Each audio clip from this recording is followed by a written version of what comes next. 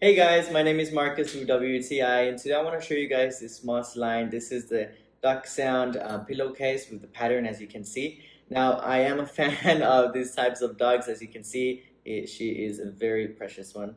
But that's why I really like this pillow as well. It's really comfortable. Apart from that, it's really the good texture of it is really soft. It doesn't give you that sort of itch to it.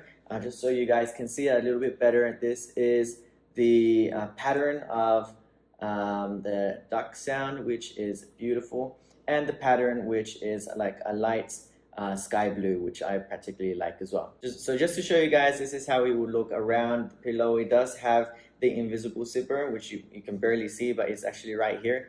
So you can take it out, which means that you can wash this by hand as well, just in case it does get a little bit dirty. But apart from that, it gives you a lot of room as well for you to be able to put this in a bigger pillow or in a pillow that is of your liking. So if you're looking for something that's particularly this type of style with this type of dog, then I would definitely recommend it. She recommends it as well. And that's just my point of view.